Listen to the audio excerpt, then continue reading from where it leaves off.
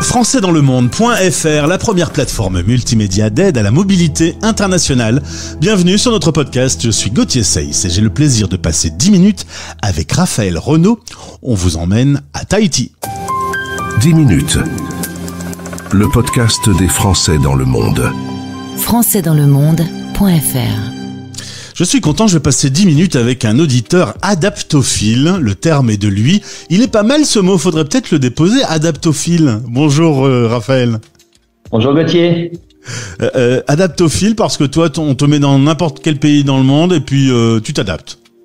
Oui, effectivement, là j'ai connu 6-7 différents pays pendant ma carrière et à chaque fois on a su s'adapter avec beaucoup de bonheur d'ailleurs. Donc oui, c'est un peu notre spécialité. Et maintenant, en plus, tu fais toutes ces expatriations avec dans ton téléphone l'application Français dans le monde puisque tu as découvert notre média.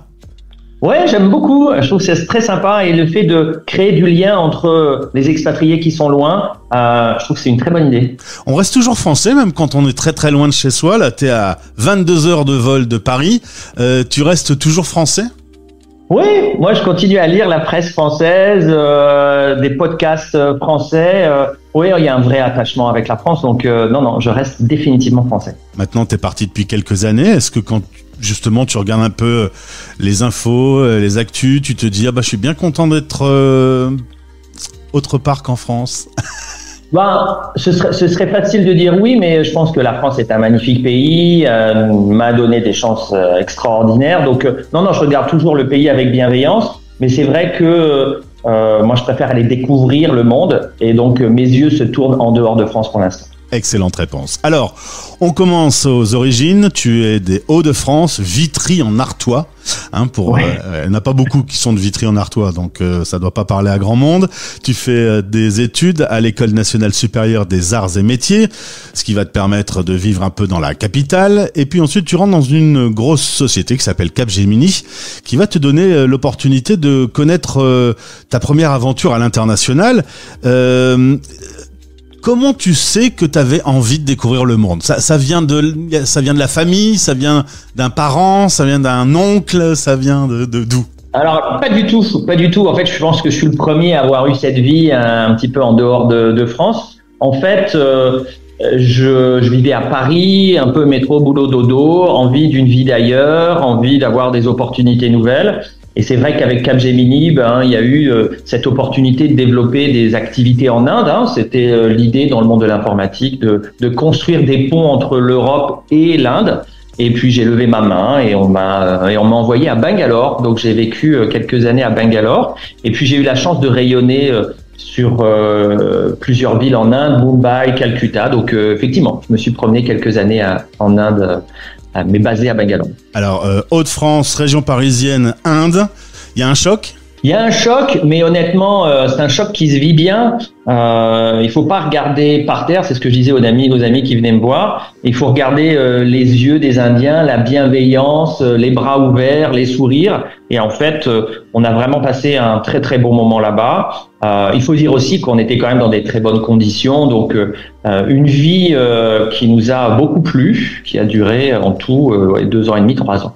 Alors c'est vrai qu'on parle d'une période où les grandes sociétés françaises, on appelait ça les expats, c'est le terme a été un peu déformé depuis, mais avec un pack un peu confort que les sociétés françaises font de moins en moins quand même aujourd'hui. C'est ce que je comprends. En fait, moi j'ai vécu ça. J'ai commencé ma vie en tant qu'expatrié, et puis après on parlait de détachement. Et puis je vois beaucoup aujourd'hui de personnes qui prennent eux-mêmes leur avenir en main et qui décident de prendre le billet d'avion et d'aller trouver des nouvelles opportunités ailleurs. Donc effectivement, moi j'ai vu un peu ce mouvement, même si encore aujourd'hui il y a des expatriés et tant mieux pour eux, mais on voit que les grandes sociétés aujourd'hui rechignent un petit peu à offrir ce type de package qui existait avant.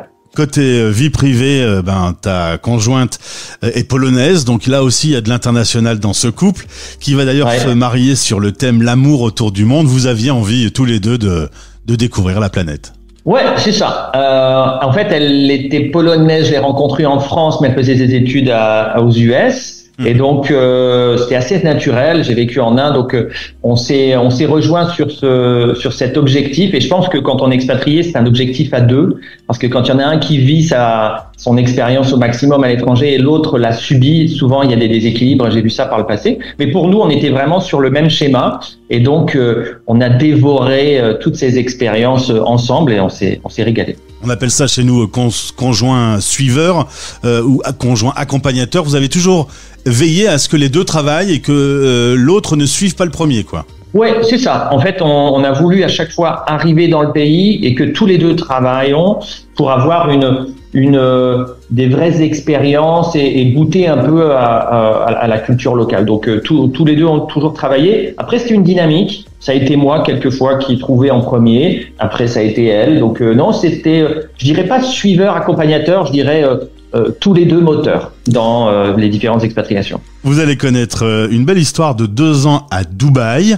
Pas la période la plus cool à Dubaï, qui était un peu en récession. Ouais, c'est ça. En fait, quand je suis arrivé, quand j'ai posé mes valises, je sais pas si tu te souviens, mais il y avait un moment où tout le monde partait de Dubaï, laissait ses grosses voitures à l'aéroport et essayait de fuir parce que tout le monde avait des dettes. Alors, c'est le moment où je suis arrivé. Donc, bon, écoute, on a développé des activités. Dubaï est une région, enfin une ville qui est quand même extraordinaire, qui a beaucoup de choses à offrir. Après, c'est vrai que nous, en aimant les vieilles pierres et beaucoup de la culture, on s'est dit que 2 ans c'était bien et qu'on a décidé de fermer ce chapitre pour partir ailleurs après ces 2 années. Vous irez ensuite ensemble à Hong Kong. C'est là que les enfants vont arriver. Un acheté, un gratuit, tu m'as dit, hein, des jumeaux. Oui. Ils sont contents quand tu dis, quand papa il dit, c'est un acheté, un gratuit. Alors, non, en fait, c'est une blague que je fais de temps en temps que je ne devrais pas faire, mais tout le monde prend ça avec de l'humour et les enfants aussi. Mais effectivement, on a eu le bonheur d'avoir des jumeaux et donc Hong Kong, c'était un bel endroit pour en couple, puisqu'on a d'abord vécu en couple, rayonné sur toute l'Asie, en famille également. Mais rapidement, on s'est dit que avoir une petite maison avec un petit jardin, ce serait pas mal pour laisser gambader nos 2 enfants. Et après 3 ans, on s'est dit qu'on allait se tourner vers d'autres aventures. Et c'est là où on a décidé de partir sur le Canada. Un mot avant d'arriver au Canada sur des amis que vous aviez à Hong Kong. Tout le monde est parti. Ces dernières années, on peut dire que Hong Kong a changé de visage ? Ouais, en fait, on est toujours resté en contact avec notre groupe d'amis là-bas. On a senti vraiment de la crispation avec la gestion du Covid qui a été difficile, et puis la Chine qui prend clairement la main sur Hong Kong. Donc, on a vu beaucoup d'amis partir de Hong Kong à Singapour, un peu en catastrophe d'ailleurs.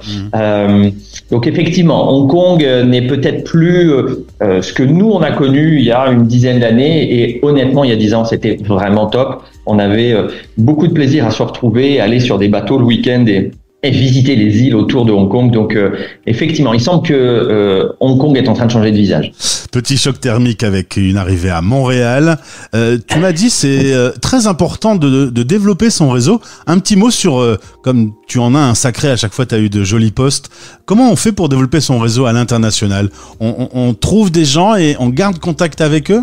Ouais, en fait, alors c'est pas calculé toujours de ma part, mais l'idée c'est quand même de se faire, de pas se faire oublier, d'accord. Donc il faut, alors ça fait partie aussi moi du plaisir que j'ai à parler à des amis ou à des personnes que j'ai pu rencontrer dans le monde professionnel, mais les vœux, un coup de téléphone une fois de temps en temps, et puis garder aussi cette capacité à être flexible dans les postes qu'on vous propose. Donc oui, le réseau c'est important. Et puis après, quand on est un expatrié professionnel un peu comme moi, le réseau évolue puisque les gens bougent eux-mêmes de pays en pays. Donc et puis les réseaux sociaux aident quand même pour rester connectés. Donc capacité à rester connecté et puis capacité à être ouvert aux nouvelles opportunités qui peuvent être proposées.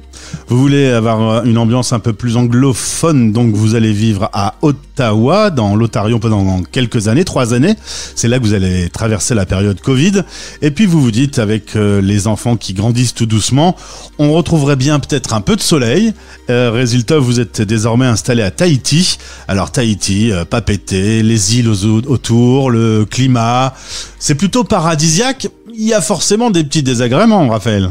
Ouais, il y en a des agréments. Juste pour revenir sur Papeete et Tahiti, l'idée c'était quand même de terminer notre tour du monde. Tu l'as compris, hein, on avait fait une bonne partie du monde, mais on n'avait pas fait vraiment le Pacifique. Donc là, on se retrouve sur un petit confetti au milieu de l'océan, confetti magnifique.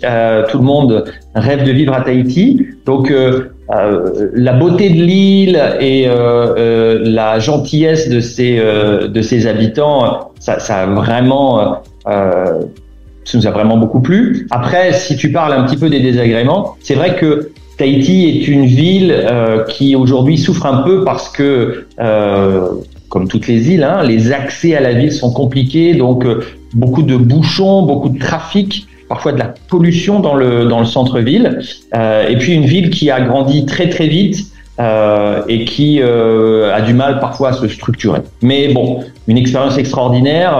Les enfants le week-end font du surf, on fait des balades dans la j'allais dire jungle, c'est peut-être pas le bon mot, mais dans la beauté de l'île, à l'intérieur de l'île. Et puis quand tu prends l'avion et que tu vas dans les petites îles à 1 heure de vol, là t'es vraiment au paradis.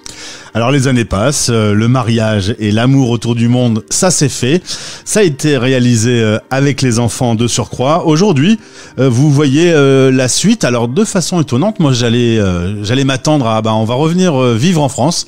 Et finalement, vous vous sentez plus canadien. C'est le Canada qui va à nouveau s'imposer. Alors oui, effectivement. Alors, c'est la première fois qu'on fait machine arrière. Tu vois, on a toujours avancé, mais là, on fait machine arrière. On va revenir à Ottawa. L'idée étant, alors on est franco-canadien. Alors ma femme est polono-franco-canadienne. L'idée, c'est effectivement de mettre les enfants dans une école anglaise. Et puis, on aime beaucoup le Canada, qui est un pays qui est vraiment extraordinaire. Le vivre ensemble fonctionne très bien. Et on a une organisation de vie qu'on a développée à Ottawa qui est vraiment sympa. Donc, on va y retourner au moins pour 5-6 ans. L'idée étant que les enfants puissent faire leur collège, si tu veux, là-bas. Et puis après, on verra. Tout est possible. En tout cas, un beau parcours, à chaque fois des belles expériences. Tout ça a répondu à avoir un grand terrain de jeu lorsque tu étais tout jeune. Ça correspond à ce que tu t'étais fixé ? Exactement, un grand terrain de jeu. Je pense que l'idée de découvrir, c'était vraiment notre premier moteur. Et après, souvent j'ai la question, quel est le meilleur endroit pour s'installer ? En fait, ça dépend vraiment de ce que vous recherchez. Quand on était jeune, on voulait des grandes villes, voyager tous les week-ends. Aujourd'hui, on est plus dans la construction d'une famille et la stabilité, donc on vient au Canada. En fait, toutes les expériences étaient la bonne expérience au bon moment. Donc, qu'est-ce qu'on vient chercher dans son expatriation et qu'est-ce qu'on est prêt à donner également. Vous êtes conscient que les enfants, quand ils vont grandir un peu, il y a toutes les chances du monde qu'ils soient eux aussi des grands voyageurs dans le monde ? Oui, alors effectivement, mais... Si tu veux, mon épouse est conférencière aussi sur des bateaux de croisière et la dernière idée qu'on disait pour notre retraite, c'est qu'on pourrait passer quelques mois par an sur des croisières et comme ça se promener et puis s'arrêter voir nos enfants là où ils seront autour du monde, quoi. Donc oui, le scénario autour du monde va continuer, je pense, d'ici notre retraite. À suivre donc sur Français dans le monde. Merci Raphaël, tu salues madame et les enfants. Merci d'avoir témoigné sur ce parcours. Au plaisir de te retrouver. Ben, effectivement, et je passe de temps en temps en France, donc j'espère te rencontrer un jour. Merci en tous les cas pour cette interview. Français dans le monde, Français dans le